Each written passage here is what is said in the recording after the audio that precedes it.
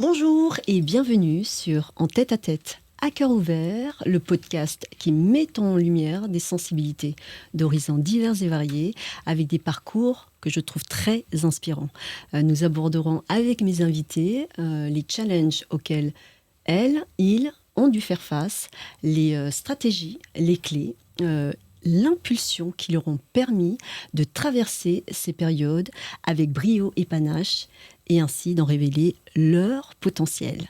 Nous évoquerons développement personnel, leçons de vie pour certains, entrepreneuriat.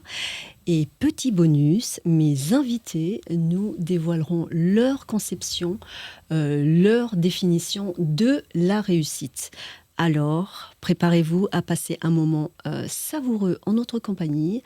Je vous souhaite une très belle écoute et merci infiniment d'être passé par ici. Donc, toujours très honorée de présenter ce podcast et toujours, je veux dire, je me sens très privilégiée aussi donc de présenter ce podcast ici et de recevoir des invités qui me font confiance. Aujourd'hui, je reçois une entrepreneure qui a au départ donc j'allais dire déployer ses talents chez Disney pendant une quinzaine d'années et qui a senti que ses convictions, j'allais dire, écologiques, l'ont poussé à, j'allais dire, dévier sa trajectoire et ainsi donc en premier lieu de monter sa petite entreprise sur Internet concernant, j'allais dire, le zéro déchet, donc vendre des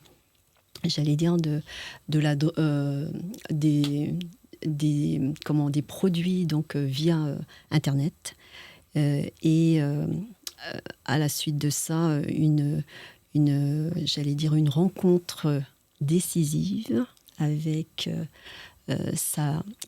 son associée, Jennifer Giraud, que nous avons reçue précédemment, et donc de cofonder avec elle Les Glaneuses, une épicerie boutique qui se trouve 18 boulevard Voltaire à Paris 11. Donc voilà, c'est une entrepreneure qui s'appelle Milena Knittel, pardon, excuse-moi de d'écorcher ton patronyme. Donc voilà, merci d'être ici, d'avoir répondu sur la positive, d'avoir répondu à mon invitation. Merci beaucoup pour le temps que tu m'octroies, pour le temps que tu nous octroies. Et est-ce que... bonjour. Est-ce que dans ce que j'ai présenté de toi, la petite présentation que j'ai faite de toi, est-ce qu'il y a quelque chose que tu souhaiterais rajouter et ou retirer ? Retirer, non. C'est tout à fait juste. C'est le parcours que j'ai. C'est-à-dire qu'effectivement, j'ai une formation de comédienne à la base. Et donc, je me suis retrouvée à Disney. Et j'y suis restée pendant 15 ans. J'ai profité de ce temps aussi pour fonder une famille. Et effectivement, au bout d'un moment, je me retrouvais plus du tout dans cette entreprise, en fait, une grosse entreprise tant par mes valeurs que aussi par la dynamique, qu'est-ce que j'y faisais moi, qu'est-ce que j'apportais là-bas. Et donc j'en suis partie et j'ai eu ce temps de qu'est-ce que je vais faire. Mais je savais, j'avais mes convictions. Et donc j'ai fait du bénévolat à la Maison du Zéro Déchet. Et donc c'est là, parce qu'évidemment, on aimerait tout faire, de l'écologie, du social. On ne peut pas tout faire, il faut choisir ses combats. Et donc, c'est celui-là que j'ai choisi. Et j'avais aussi envie d'entreprendre.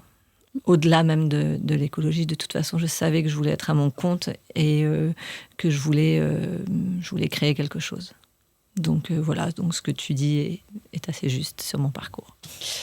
Et Et donc, le fait de se mettre à ton compte, qu'est-ce qui t'anime dans ce projet-là, tu vois, d'entrepreneuriat, enfin entrepreneurial, qu'est-ce qui t'anime, qu'est-ce qui te fait te lever le matin, j'allais dire, les pieds légers, même si vous pouvez traverser le chaos parfois, les challenges aussi, et qu'est-ce qui fait que, voilà, c'est le domaine qui me... Enfin, c'est, j'allais dire, l'espace dans lequel je veux évoluer. Bah oui, ce qui est paradoxal, c'est que c'est pas du tout les pieds légers en fait qu'on se lève, c'est qu'on a, en fait, c'est un challenge de tous les jours. Et moi, ce que je voulais, c'était trouver déjà une liberté, parce que j'ai du mal à être salariée. Bon, je l'ai été, et j'ai été, je pense, une salariée exemplaire, on va dire, comme je pouvais, mais d'avoir cette liberté de faire ce que tu veux faire comme tu as envie de le faire, et d'avoir ce challenge chaque jour, de se lever, de se dire bon, aujourd'hui je vais m'améliorer, je vais améliorer mes résultats, je vais améliorer mon management, je vais améliorer enfin tout en fait, et on gère tellement de choses, c'est hyper vaste comme sujet, et donc c'est passionnant. Alors que effectivement, la routine qui s'installe au bout d'un moment dans une entreprise, quand on y va tous les jours, moi j'ai beaucoup de mal avec la routine en général. Donc voilà, il fallait que je sois dans un travail où tous les matins je me lève en me disant ok, qu'est-ce qui va se passer, qu'est-ce qu'on va faire, et c'est ça qui me motive, plus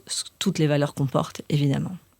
Et en fait, les routines, quand on travaille pour quelqu'un ou un organisme, ou j'allais dire une société, peu importe quoi, c'est en fait, ce sont les valeurs de quelqu'un d'autre en fait. Exactement. Et c'est pas qui sont parfois à l'opposé des nôtres. Et ça, c'est à un moment donné, enfin, au début, on peut être, j'allais dire, porté par ce petit flot, mais au final, après, si les choses ne sont pas alignées... C'est ça. Avec ses propres valeurs, parce qu'effectivement, c'est quelqu'un d'autre qui a créé cette entreprise-là. Et ça, c'est très difficile. Et même si c'est pas forcément une opposition radicale, ça reste... on peut mettre sa patte dans une entreprise, on peut faire tout ça, mais ça reste pas notre entreprise. C'est-à-dire qu'on on n'est pas décisionnaire des choses qui se mettent en place. Et il y a pas... Enfin, quand on rentre le soir... Alors, c'est beaucoup plus reposant parce que ça y est, c'est fini, la journée de travail est terminée. Puis, on recommence le lendemain à partir du moment où on y est. Alors que là, c'est tout le temps. C'est comme un enfant. C'est-à-dire qu'on y pense constamment, même quand on est en vacances. Et on est disponible, mais on est disponible avec plaisir, en fait. C'est-à-dire que ça peut être lourd parce que ça s'arrête jamais, mais on veut. On se dit pas, pourquoi est-ce que d'un seul coup, quelqu'un m'appelle ou... non. C'est notre bébé et on veut que ça se passe bien. Il y a un problème, on a envie de le régler, même si on n'est pas là. Et donc, c'est vraiment une grosse différence par rapport au salariat. Ouais. Et c'est en fait d'avoir, au-delà de ce que vous voulez apporter, c'est aussi une vision. J'en parlais précédemment avec mon invité. Et en fait, c'est cette vision qu'on a au fond de soi. Et en fait, et puis aussi, j'allais dire ce terme qu'on reprend des Japonais, l'ikigai, qui est cette chose qu'on fait facilement, même si ça semble... Enfin, ça nous apporte... Enfin, ça nous demande quand même des efforts, mais ce sont des efforts qui sont allégés dans le sens où... Parce que on est aligné avec ça, parce que c'est quelque chose qui nous porte au-delà de nous, en fait. Et le fait de comment aussi donner cette image de l'enfant, c'est on lui passe tous ses caprices entre guillemets. Un enfant, on le porte, en termes de gestation, en termes de comment l'éduquer, comment on voudrait qu'il vers quoi il peut cheminer. Donc et avec tous les tracas, tous les challenges que ça peut, j'allais dire, engendrer dans la démarche. Et c'est vrai que on les traverse, j'allais dire, avec un peu plus de... Comment on peut dire ça avec moins cette lourdeur, en fait, parce que on l'a choisi. Oui, c'est ça. Aussi. Ouais, on a choisi. Et puis, c'est exactement ça, l'image de faire grandir l'enfant. On est là pour le porter jusqu'à sa majorité, bien sûr, bien plus longtemps. Mais l'idée, c'est d'arriver à ce qu'il soit autonome, indépendant, bien dans la vie et qui grandisse. Là, c'est un peu pareil finalement. C'est-à-dire que on part de quelque chose de petit, surtout que nous, on est vraiment parti de zéro. Et puis, on veut le faire grandir et le voir grandir. Donc là, ça va être le chiffre d'affaires, ça va être le nombre de clients, ça va être la notoriété, ça va être éventuellement d'ouvrir d'autres magasins. Et c'est chouette de voir son bébé qui prend de l'ampleur comme ça. Cette satisfaction. Ouais, exactement. Et puis l'impression d'apporter quelque chose. Alors là, c'est à un tout petit niveau, mais malgré tout, dans le quartier, on sent qu'on a fait du bien à des gens et c'est chouette d'apporter ça. On crée des emplois. Voilà, on a 3 salariés. Au début, on n'en avait pas. Et ça aussi, c'est une fierté de se dire... grâce à moi, il y a 3 personnes qui travaillent et qui font quelque chose qui a du sens. Donc, c'est ça. Donc, c'est gratifiant. De créer de l'emploi grâce à vos valeurs. Ouais. Et oui, comme tu dis, c'est gratifiant. Et ça permet j'allais dire, de s'étendre. Ouais. D'étendre aussi ses ailes et d'aller aussi... d'être ambitieux et ambitieuse. Et on a trop cette image de l'ambition, j'allais dire un peu galvaudée dans le sens négatif, péjoratif du terme, mais pour ma part, et je pense que c'est aussi pour vous, pour toi et Jennifer, quelque chose de lumineux. En fait, c'est ce qui fait avancer, c'est ce qui nous fait avancer et ce qui ouvre des portes pour soi et pour d'autres aussi. Oui. Donc cette vision-là. Oui, c'est ça, l'ambition c'est pas une ambition en fait personnelle dans le sens d'un enrichissement pécunier et se dire je vais d'un seul coup gagner des millions. C'est pas ça. C'est que avoir de l'ambition, c'est aussi que ce qu'on fait, on y croit. Et donc, on veut que la parole s'étende et que si on a plusieurs magasins, forcément, ce qu'on propose va s'étendre. Il y a plus de gens qui vont le faire et il y aura plus d'impact. S'il n'y a pas d'ambition, il n'y a pas d'impact, en fait. C'est surtout ça. Et puis après, une ambition personnelle, mais un peu ce qu'on disait sur cette satisfaction de grandir, mais sans aller dans des proportions énormes, puisque ça n'a aucun intérêt, en fait. Il faut rester dans les valeurs. L'intérêt, c'est l'impact qu'on pense avoir déjà sur soi-même et puis le faire, j'allais dire, rayonner. Oui, c'est ça. À quelques degrés que ce soit. Et donc voilà, l'important, c'est aussi en termes de rayonnement intérieur. Enfin, moi, pour ma part, après, voilà. Et c'est ça qui est aussi très important. Ça fait grandir aussi personnellement. Ça fait beaucoup évoluer. On en reparlera avec les challenges, si tu veux en partager ici. Alors ici, il y a un des rituels, c'est j'allais dire, je demande à mes invités les 5 mots, éléments, adjectifs, peu importe, qui les définiraient au mieux, le mieux. Quel serait-il pour toi? J'en ai un premier, je pense que c'est résiliente. Je pense que je suis quelqu'un d'assez résiliente dans la vie. Ouais. Et après, je dirais joyeuse. Je suis très souriante et j'essaie d'avoir de la joie de vivre et de la transmettre. Qu'est-ce que je dirais d'autre? Communicative. J'aime beaucoup parler avec les gens. Communiquer.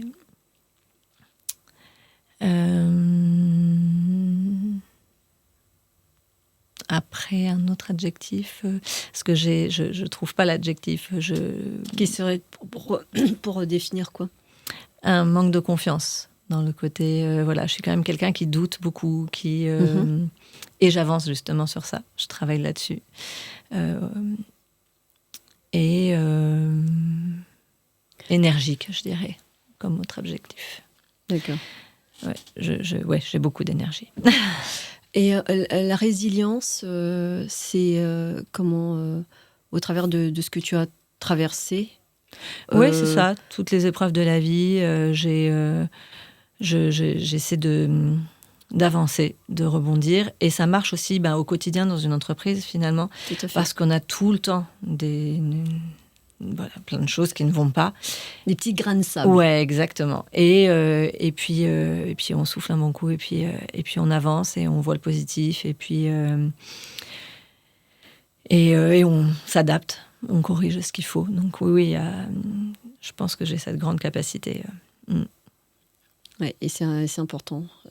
Que ce soit, j'allais dire, dans le quotidien, parce qu'on peut, c'est pas qu'on peut, on est parfois traversé par des choses qui nous chahutent, et c'est important d'avoir cette résilience, de savoir pardonner aussi celle ou celui qu'on était face à des situations qu'on a à ces périodes-là pas réussi à résoudre, et qu'au fur et à mesure du temps, ça se résout, et d'avoir, j'allais dire, ce cœur léger vis-à-vis de soi, ça peut se répercuter aussi vers ce qu'on fait aussi à l'extérieur. Ouais.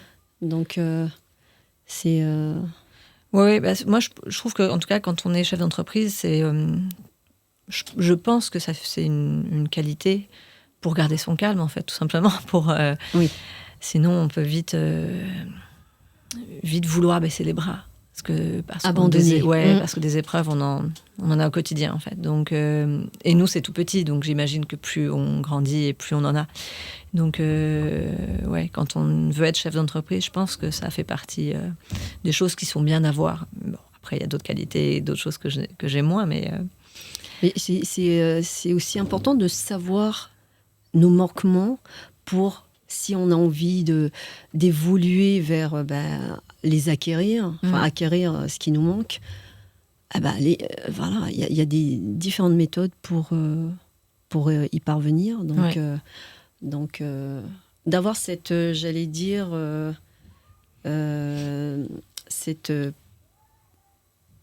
possibilité de percevoir ce qu'on est, ce qui manque, ce que les choses, j'allais dire, qu'on réussit, celles qu'on réussit moins, et de travailler celles qui pêchent un peu.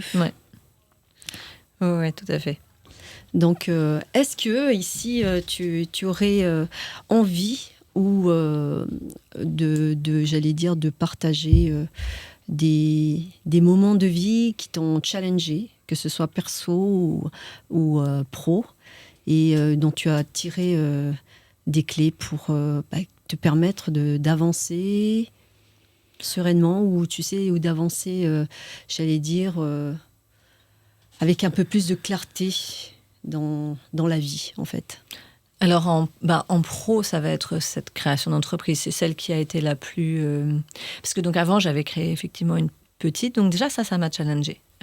Parce que là, j'étais toute seule. Je me suis dit, je me lance. Je suis partie avec rien du tout. Je me suis formée pour créer un site sur Internet. C'était rien, quoi. Mais voilà, déjà, ça a marché. Et puis voilà, j'étais toute seule, et je me dis, j'ai quand même réussi à faire quelque chose. Donc ça a été une première étape. Et la deuxième, avec la rencontre de Jennifer, et où on a décidé donc de créer cet endroit, là, c'était challengeant, là. Parce que, pareil, on avait toutes les deux très peu d'argent. Et on a été sonné à toutes les portes, les banques, les amis, la famille, les crowdfunding, des prêts à droite, à gauche. Et puis on est arrivé. Et on a ouvert ce lieu. C'était pas gagné d'avance, parce que c'est pareil, il y avait le Covid. Donc, voilà, j'allais dire, en plus, il y avait ce paramètre très, très important, et très... donc ça aurait pu Ouais, exactement. Et voilà, donc ça a été vraiment... moi, ça arrivait plus tard dans ma vie, parce qu'avec Jennifer, on a une petite différence d'âge. Elle a 9 ans de moins que moi. Donc moi, c'était... à 43 ans que j'ai ouvert cette boutique, il y a 5 ans. Et c'est vrai que pendant toutes ces années, professionnellement, j'étais quand même plutôt endormie. C'est-à-dire que j'étais dans cette boîte, j'avais... voilà, Tu te sentais endormie. Ouais. En fait, j'ai essayé. Je voulais changer, mais je n'y arrivais pas, pour plein de raisons. Et d'un coup, ça y est, il s'est passé quelque chose. Et tu peux dire ici ce qui a fait que le déclic... Alors, le déclic grâce auquel je suis partie, parce que ça a été par étapes, où j'ai quitté enfin cette boîte alors que ça faisait des années que je voulais le faire mais que je n'y arrivais pas, ça a été les attentats. En fait, donc ils étaient très très proches de chez nous et ouais, après ça, ça m'a beaucoup bouleversée, ouais. Et donc j'ai fait un travail un peu sur moi et j'ai dit bon, il faut que je fasse. Faut que je parte, en fait. Je peux pas continuer à vivre quelque chose qui ne me convient pas, me lever le matin avec la boule au ventre. C'est pas possible. Donc, ça a été le premier déclencheur pour partir. Et puis après, ça s'est fait par étapes. Et puis, à un moment, je me suis plus posé de questions. En fait, j'ai eu tout un travail où je me suis dit, maintenant, arrête de te poser des questions. Tu y vas, tu essaies. Si ça marche, tant mieux. Ça ne marche pas, c'est pas grave. Tu feras autre chose. Mais, ouais, je me suis dit, je me lance. Et puis on verra. Et le fait de, comment on appelle ça, d'avoir ces déclics, de lâcher prise comme ça, bon, ça, je suppose que c'est venu au fil de l'eau. Ouais, c'est le travail. Mais comment ça peut ne pas être évident hein, quand, si des auditeurs ou des spectateurs ici qui regardent, tu vois, t'es en plein, j'allais dire, marasme. Ah, de lâcher prise, c'est pas forcément évident parce que tu sais ce que tu sais ce que tu quittes, ouais. Mais tu sais pas vers où tu vas, tu vois. C'est l'inconnu. Donc le mental humain, il aime bien la sécurité, hein, ouais. Donc c'est justement ça qui fait que parfois on s'accroche à des choses qui nous sont vraiment nocifs. Ouais. Tout à fait. Nocif, que ce soit en relation ou que ce soit des situations, j'allais dire des situations, que ce soit pro ou perso. Hein. Donc, d'avoir ce déclic à un moment donné. Le corps, il t'appelle aussi. C'est ça, exactement. Et après, de manière personnelle, je me souviens d'une étape dans ma vie. Donc, j'ai eu 3 enfants. Et quand mon 3e est né, je me suis retrouvée toute seule avec les 3 parce que mon mari, mon ex-mari aujourd'hui, mais mon mari à l'époque était parti en déplacement. Et je me souviens, je me suis dit waouh, je suis capable de faire ça. Donc et ça m'a apporté une force, quelque chose que je n'avais pas avant, une confiance en moi, que j'ai encore du travail, mais ça m'a apporté ça. Et c'est vrai que ce moment dans ma vie m'a donné cette force de me dire ok, si tu es capable de faire ça, tu es capable de faire plein d'autres choses. Enfin, il n'y a pas de montagne. Exactement, ouais. Je me voyais avec ces 3, le petit qui avait 1 mois, un de 3 ans et demi et l'autre de 6 ans. Et j'étais vraiment seule. Hein. J'ai eu personne. En fait, c'était le mois d'août. Tout le monde m'a laissé tomber. J'avais pas de grand-mère, j'avais pas de grand-père, j'avais pas de quelqu'un qui pourrait personne. J'étais, je me souviens, j'allais au jardin, j'étais toute seule avec les 3 et puis je l'ai fait. Et là, je me suis dit, ouais, bon, je suis capable de faire ça et donc je suis capable de faire d'autres choses. Les enfants, de toute manière, c'est comme une entreprise. Hein. Ah oui. Et t'as plusieurs casquettes. Hein. Ouais. Donc, tu es organisateur, tu les élèves, tu es infirmière, tu es, je vais dire, communicante. Ouais. Tu fais tout. Il faut que ça passe. Et en plus, j'allais dire 24 heures sur 24. Ah oui. Bon, presque, parce que tu dors quand même un peu. Voilà, c'était pas trop à cette période-là, parce que j'avais un bébé qui dormait pas. Donc, je dormais très peu. Ça aussi, c'est challengeant. Ouais, exactement. Et c'est là aussi que j'ai pris conscience de l'énergie que j'avais. Je savais pas, en fait. C'est-à-dire que quand je regarde maintenant le passé, je me dis, oui, effectivement, j'avais cette énergie, mais c'est à ce moment-là que j'en ai pris conscience. Je me suis dit, waouh, t'es quand même capable d'assumer une journée entière, malgré tout, j'arrive quand même à lire un peu, à faire des choses. Et je me suis dit, ouais, donc, t'as quand même une force en toi, une énergie qui fait que tu peux faire des choses. J'étais pas fatiguée, en fait. J'étais bien sûr fatiguée physiquement, mais ça allait. Et alors je sais pas si c'est quelque chose d'inné, c'est quelque chose qui se travaille, j'en sais rien, mais voilà, toujours est-il que j'en ai pris conscience à ce moment-là. Et ça peut être, comment on appelle ça, ça peut être déroutant parce que pour certains, ça peut finir en burn-out, dans le sens où tu sais, tu contrôles, enfin, c'est pas que tu contrôles pas, mais tu vois pas du tout jusqu'où tu peux aller. Et en fait, tu pousses. Et après, à un moment donné, le corps te lâche. Et là, ça peut être dépression. C'est ça. Donc, ce que je n'ai pas fait, j'ai eu des moments un peu plus down, on va dire, mais j'ai pas fait de burn-out où j'ai tenu, quoi.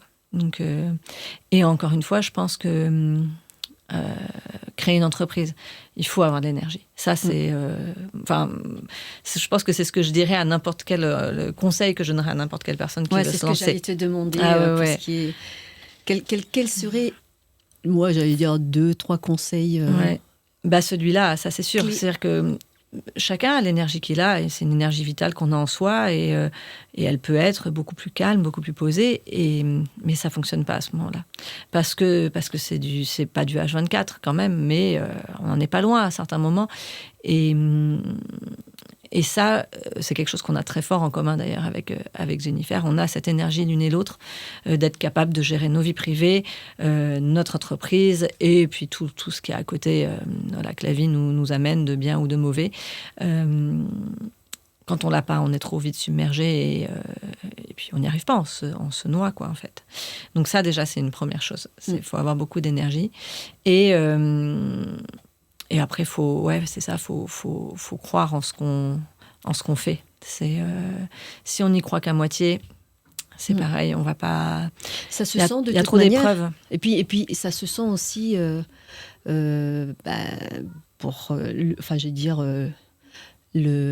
la cible, ta cible, enfin, ça, c'est pas forcément un terme judiciaire utilisé, mais pour l'audimat, non. Non, mais pour les personnes qui il y a une sont cible, là, de toute façon, bien sûr. Malheureusement, on ne peut pas toucher tout le monde, mais ça, c'est peu importe ce qu'on fait. Nous, c'est nos clients, tout simplement, qu'on voit au quotidien. Et oui, on essaie de leur transmettre quelque chose, que quand ils viennent chez nous, ils passent un bon moment. Bien sûr, ils font leurs courses. C'est un lieu, j'allais dire... qui est multi... Enfin, vous ne proposez pas simplement, j'allais dire, des produits en vrac à la consigne et tout ça, mais c'est aussi un lieu d'échange, de partage. Il y a aussi des ateliers. Là, récemment... et c'est en cours. Oui, c'est ça. Vous avez organisé une trocante, j'allais dire, mot entre brocante et troc, le troc.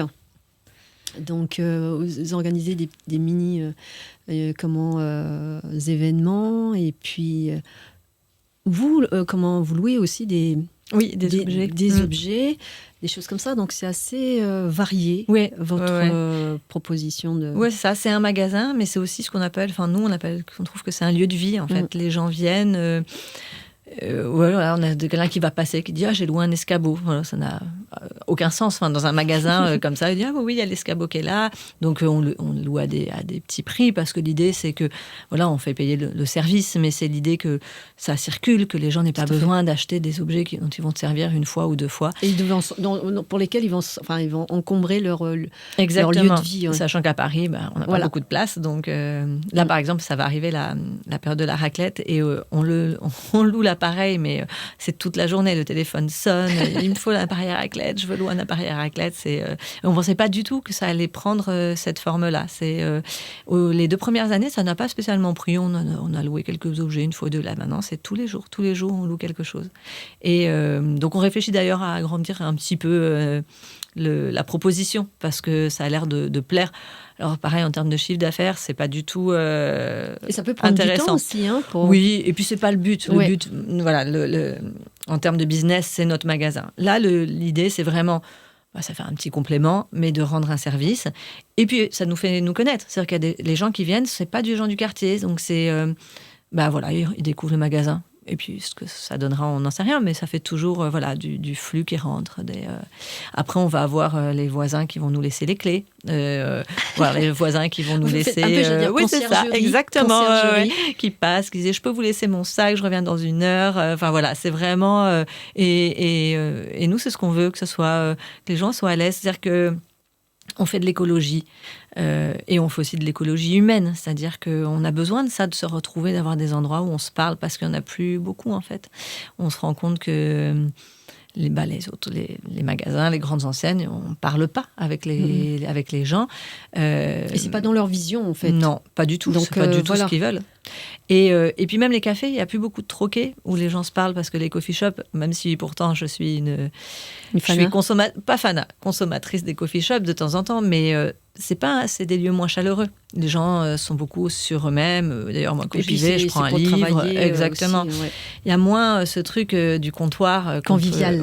Convivial. Et je pense que chez nous, on a un peu retrouvé ça. Les gens retrouvent un peu ça. Parce que vous avez décidé que qu'on a décidé que ça soit comme ça. Que c'est pas des critères, mais j'allais dire, un des attributs. Ouais, c'est ce qu'on voulait. On voulait quelque chose de chaleureux, de vivant, d'agréable, où on se sente bien. Et ça, je pense que on a réussi ce pari-là. Ça, j'en suis persuadée. Vraiment, dans le quartier, les gens sont contents et nous le disent souvent. Donc, Puis ils reviennent surtout. Et c'est ils ça reviennent. Qui est la preuve que ça fonctionne, votre, j'allais dire, singularité. Parce qu'il y a de plus en plus, il y a des lieux comme le vôtre, mais, et je dirais comme dans tout domaine, mais ce qui va, j'allais dire, atteindre les gens, c'est la singularité qu'on leur apporte, en fait. Et c'est cette part qui va faire la différence. Ouais, de connaître les gens, c'est de s'intéresser à eux. Et de les faire se lier, enfin, je veux dire, se connecter. Ouais. Tout à fait, ouais.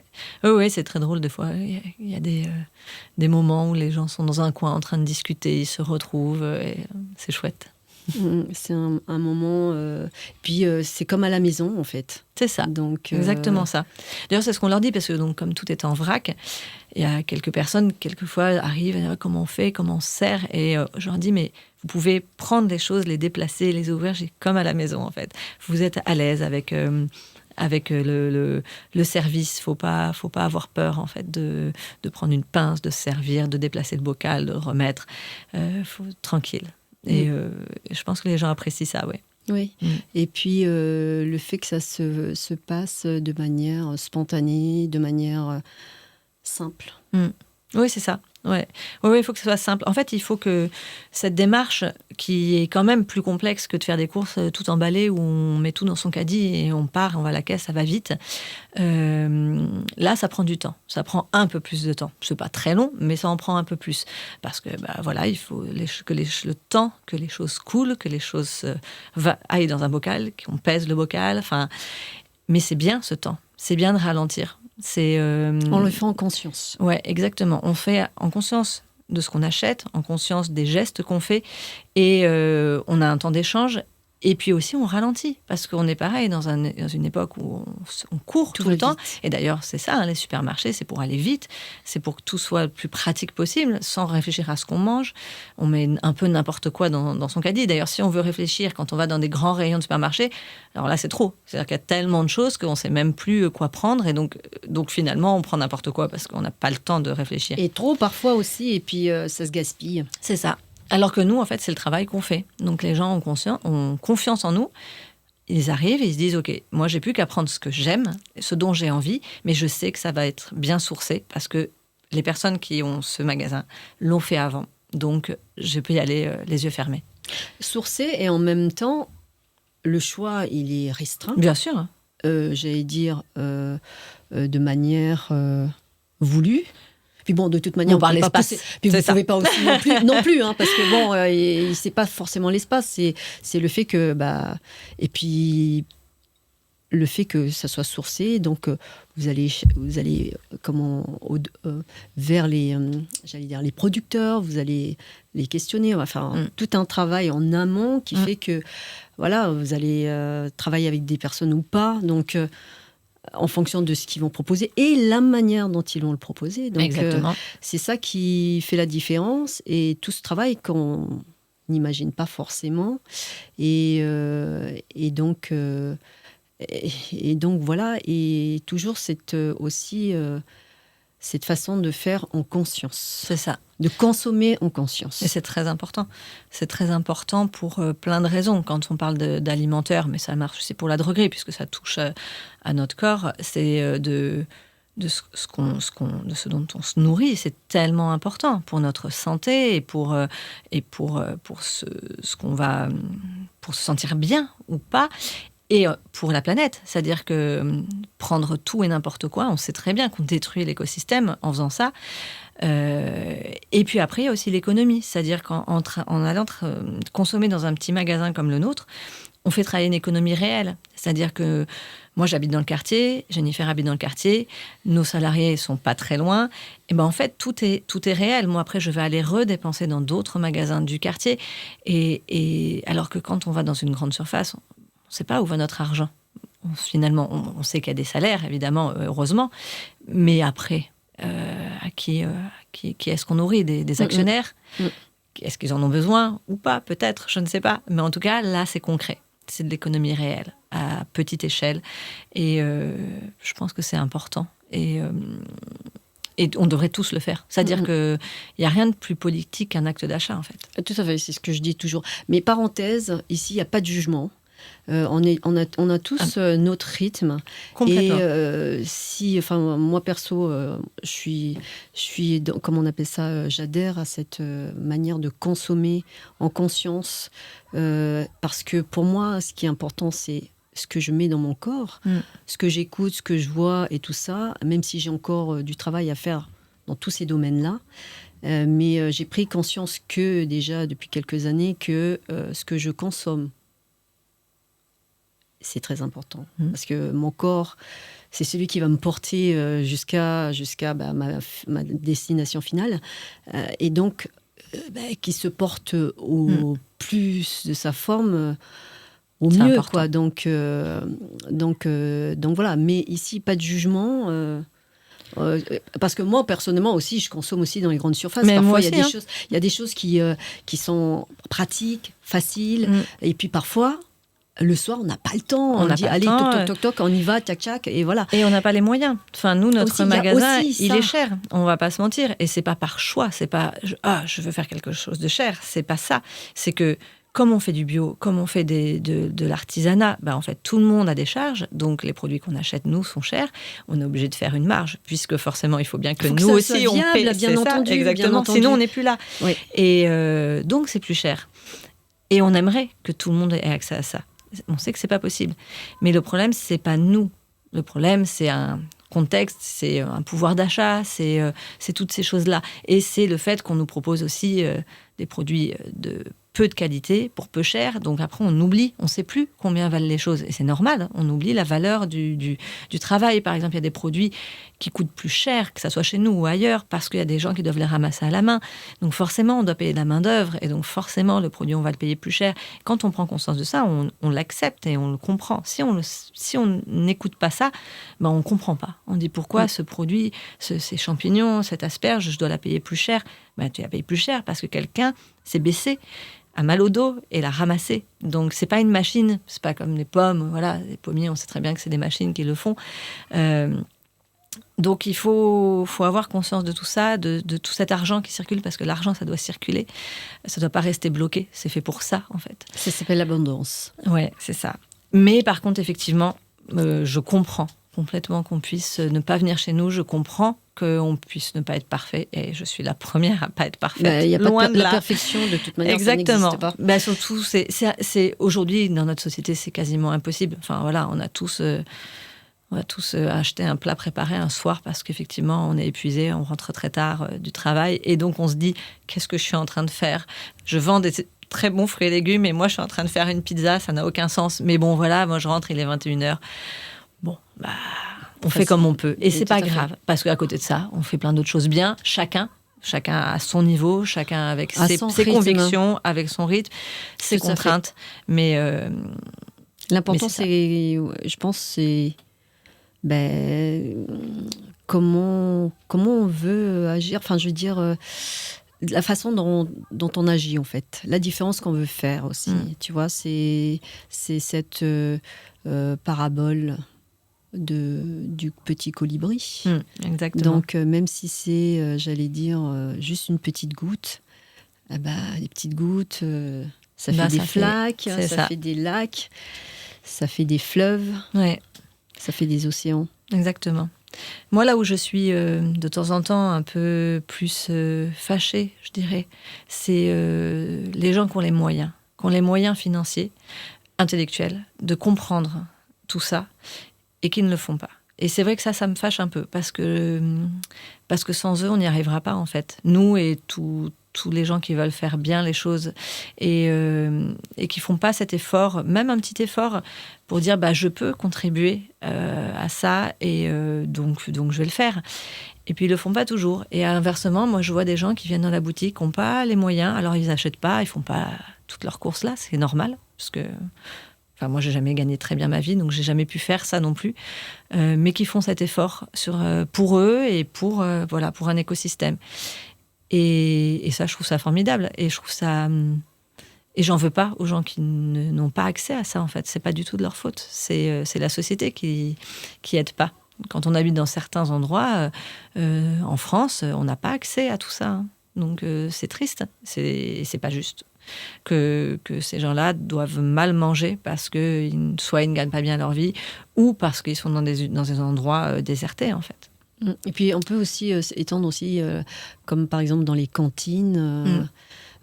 À Paris, je ne sais pas en province comment ça se passe, mais à Paris, il y a un peu plus, j'allais dire, ce choix de proposer du bio, et des choses locales, de saison, parce que ça. Voilà, ça c'est aussi une chose importante. Je pense qu'il y a quand même des choses qui se font. Oui, ça bouge quand même. C'est important de le souligner. Mais voilà, ça prendra le temps que ça prendra. Mais voilà. Mais ce qui est important, je pense, tout un chacun, c'est la différence qu'on veut faire. Effectuer. Et puis remettre de la joie dans tout ça. C'est hyper important. De culpabiliser les Exactement. Par exemple, si on mangeait des fruits et légumes de saison, en fait, ça c'est hyper joyeux.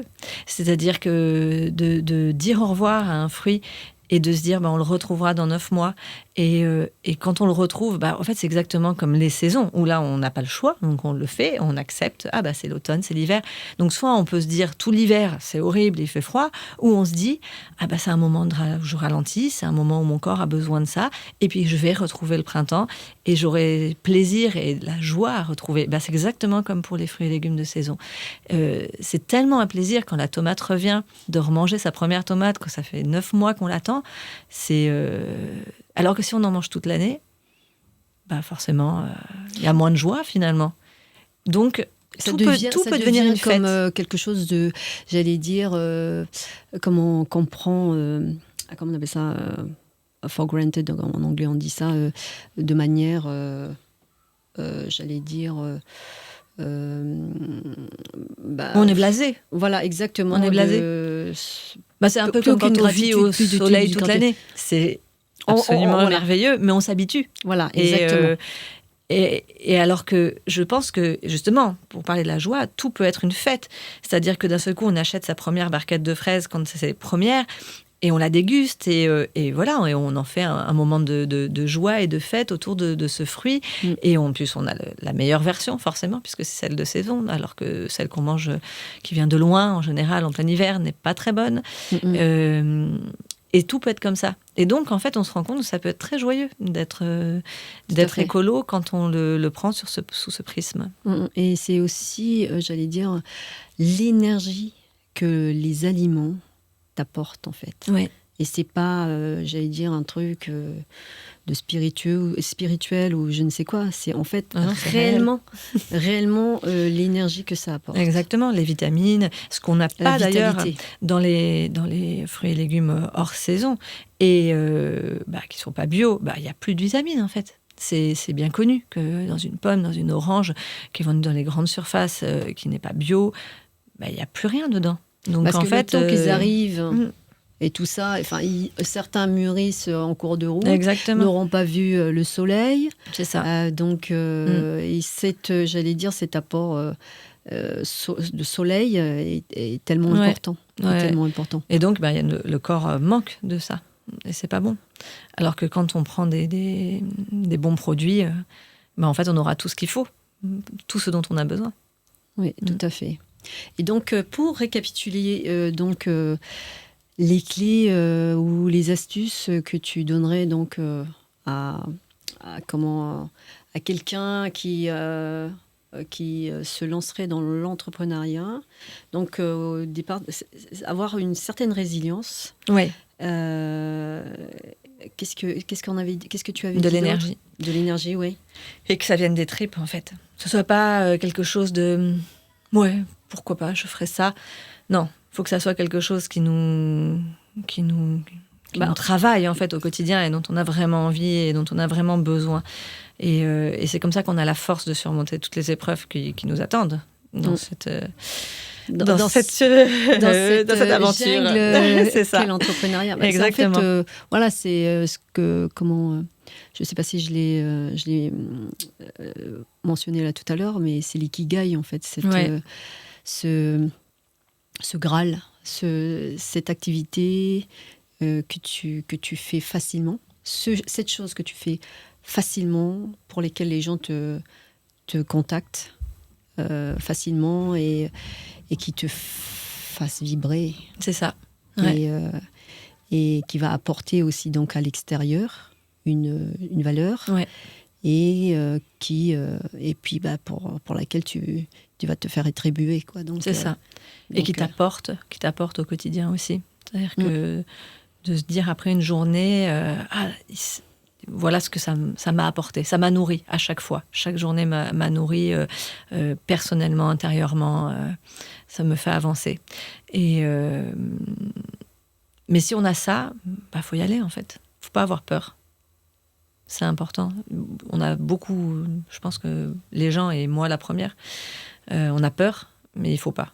Faut y aller. Faut pas avoir peur de vivre, tout simplement, parce que ça fait partie de la vie. C'est j'entreprends, puis peut-être qu'à un moment j'arrêterai, et c'est pas grave. C'est pas un échec. C'est j'ai fait ça, je ferai autre chose, je serai peut-être à nouveau salarié. On verra. Peu importe. Le tout, c'est de faire. Et c'est quoi ton déclic à toi, qui a fait que je vais arrêter de me dire j'ai peur, j'y vais. Est-ce que ça a été, j'allais dire, une expérience, une situation qui t'a permis d'aller, j'allais dire, au-delà de ça? Non, c'est pas un déclic. Bon, il y a eu donc cette épreuve. Les attentats de Paris, là, il y a 10 ans maintenant. Et après ça, je me suis recentrée sur moi, en fait, de me dire, bon, alors, qu'est-ce que je veux, qu'est-ce que je suis, et qu'est-ce qui t'anime? Exactement. Et donc, ça s'est fait au fur et à mesure, et à un moment, de se dire, d'arrêter d'avoir peur. Ouais, ça, c'est... J'avais fait une expérience... je ne sais pas si tu connais Amma. C'est une gourou indienne qui embrasse les gens. Ah oui. Et j'ai été la voir. Alors, pas en Inde, en France. C'était avant le Covid, donc maintenant, elle ne vient plus. Et donc, j'ai vécu cette expérience. Formidable. Et ça, c'était très, très fort. Et je pense que ça a fait partie des choses qui m'ont aidée à continuer à avoir moins peur. Ouais. J'y suis allée un peu par hasard. Enfin... Tu dis, allez, on y va, ouais. Mais après... En fait, j'étais dans T'avais pas d'attente? Non, j'avais aucune attente. J'étais dans son ashram à côté de Paris. Pareil, c'est complètement par hasard. En fait, on voulait, avec une amie, passer 3 jours dans un écolieu, voir un peu, faire comme une retraite. Et on voit cet endroit, mais on ne savait pas que c'était Amma qui était derrière ça. Et donc, là, les gens nous apprennent qui elle est. Donc, on fait de la méditation, on fait du seva, on fait plein de choses. Et donc, je me suis dit, il faut que j'aille la voir maintenant. Donc, quand j'ai vu qu'elle venait, j'y suis allée. Parenthèse, Seva, qu'est-ce que c'est? Seva, c'est quand tu fais comme du bénévolat, en fait. Tu vas pendant une demi-journée travailler de manière bénévole pour le lieu. Donc, ça va te faire du ménage, de la cuisine, tout et n'importe quoi pour l'ashram. D'accord. Et ça, c'est dans tous les ashrams, que ce soit Amma ou un autre, c'est la même chose. D'accord. Qu'est-ce qui te rend heureuse là, maintenant? Milena de maintenant. Alors, ce qui me rend heureuse, c'est... quand j'ai passé une journée où j'ai senti que j'avais apporté quelque chose, même de minime à quelqu'un. Là, c'est dans le travail. De me dire, ce qu'on fait, ça sert à quelque chose. Voilà, quelqu'un qui, d'un seul coup, va réfléchir sur sa consommation, ou un moment d'échange, ou un moment de joie. Ça me rend heureuse. Je me dis, j'ai passé une bonne journée. Ce qui me rend heureuse, c'est d'avancer, de toujours progresser. Ça, je suis dans cette recherche depuis toujours, en fait. Je ne veux pas rester sur mes acquis, je ne veux pas rester sur ce que je ne fais pas de bien, en fait. Je veux avancer, je veux progresser. Parce que sinon quoi ? Parce que sinon, je m'endors, et puis j'ai l'impression... de pas être la meilleure version de moi-même, en fait, de pas donner le meilleur, mais pour donner le meilleur, il faut que moi je progresse, en fait. Et qu'est-ce que c'est Oui, vas-y. Ouais, et intellectuellement, j'aime me nourrir, en fait. Et donc je me nourris des gens, de ce qu'ils m'apportent, et ça m'enrichit énormément, et ça me plaît beaucoup quand on m'apporte quelque chose, et de tout ce qui a la culture, toute forme la philo, d'apprentissage. Ouais, exactement. Ça, j'adore. Ça me rend heureuse. Et même sur l'écologie, quand j'apprends des choses, quand je vois ce qu'on peut faire, les avancées, ce que nous, on peut apporter, ça me porte. Ouais. Et tu évoquais la meilleure version de toi-même. Quelle serait-elle ?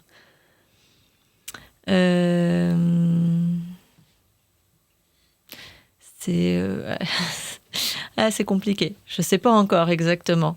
C'est encore un chapitre à écrire. Ouais, c'est ça, exactement. C'est encore un chapitre à écrire. C'est être soi, en fait.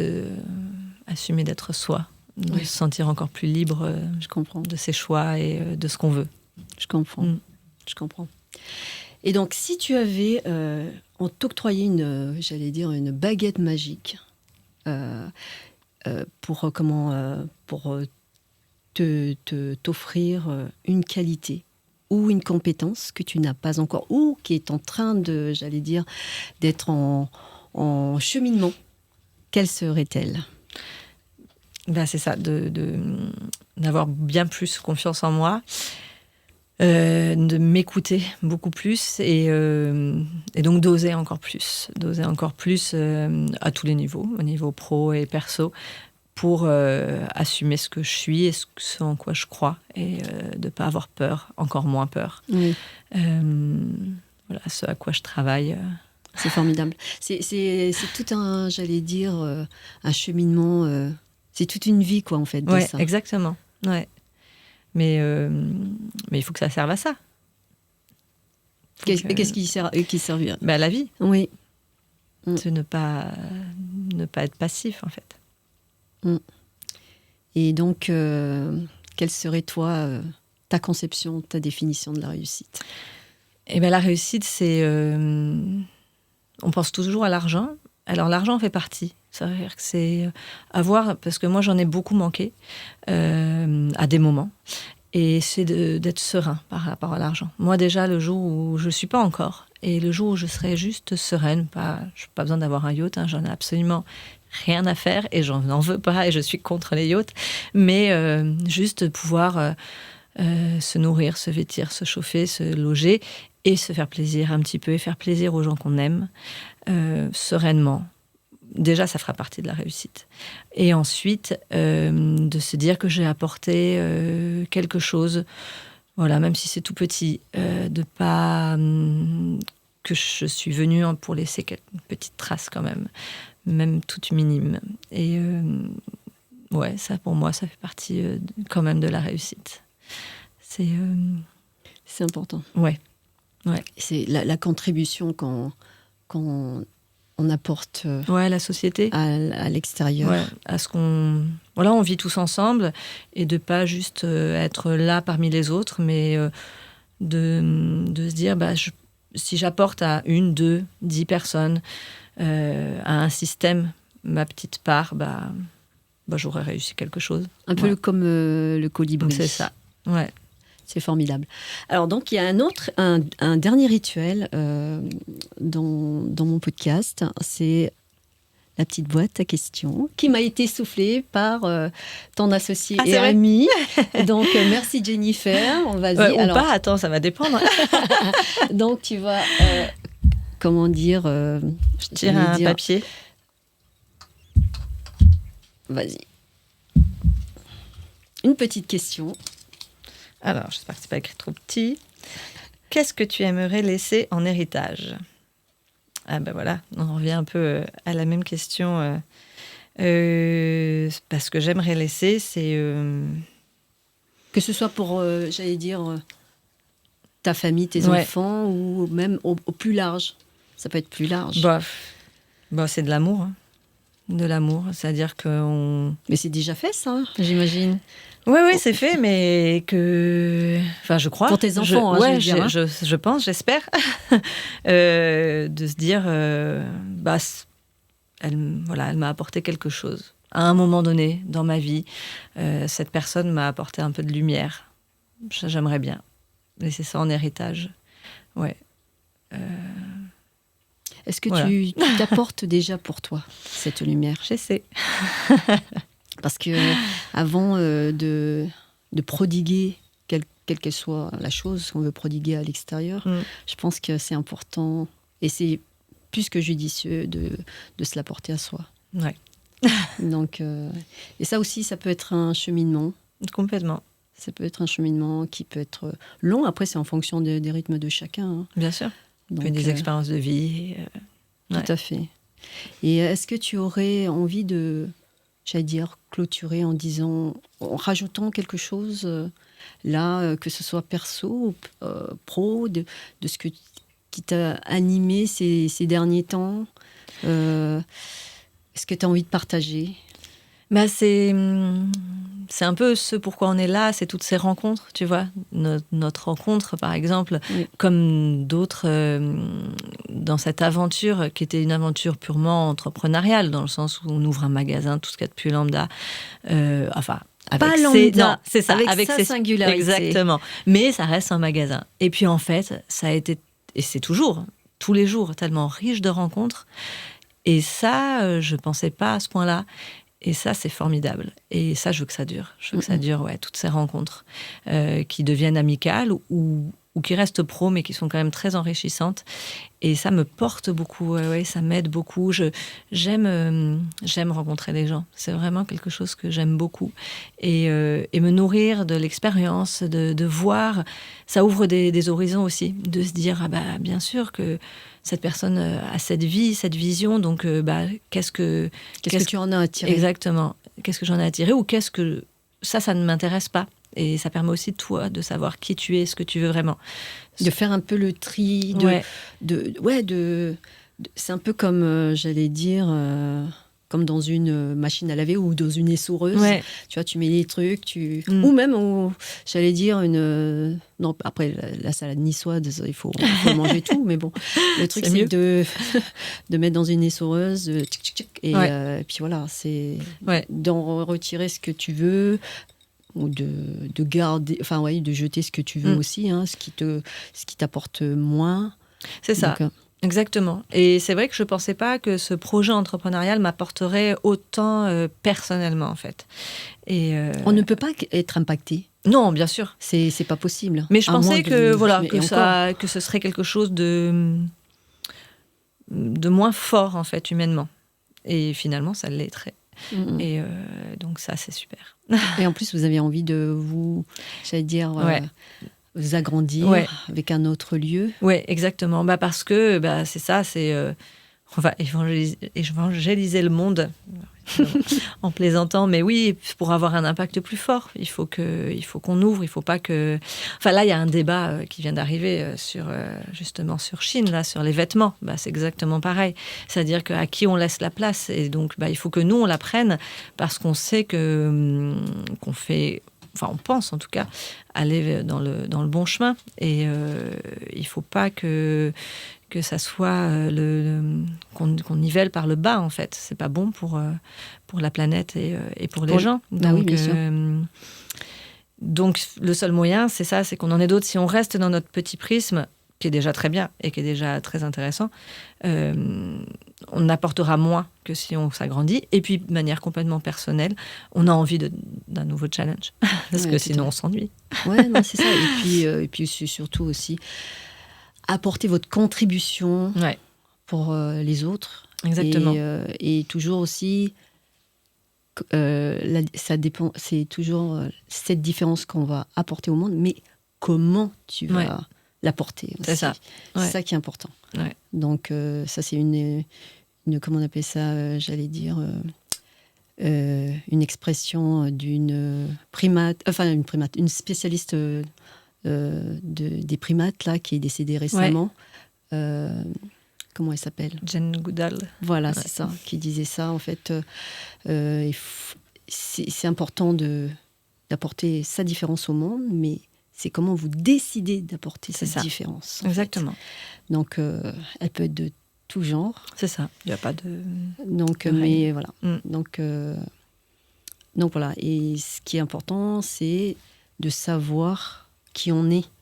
Donc, ça passe par différents prismes, différentes façons d'y accéder. Et pour pouvoir, j'allais dire, voilà, ce qu'on a apporté au monde. Oui, tout à fait. Formidable. Merci Milena. Merci à toi Agnès. Mais infiniment pour le temps, pour la patience aussi. Pour le temps, on a finalement réussi à avoir ce moment ensemble et pour que tu puisses aussi partager comment les apprentissages que tu as eus de la vie et puis nous apporter aussi ton prisme à toi. Merci pour ta confiance. Merci à toi. Et je vous souhaite le meilleur. et puis voilà. Et merci à vous d'être passé par ici. Je vous retrouve au prochain épisode de En tête à tête, à cœur ouvert. Merci.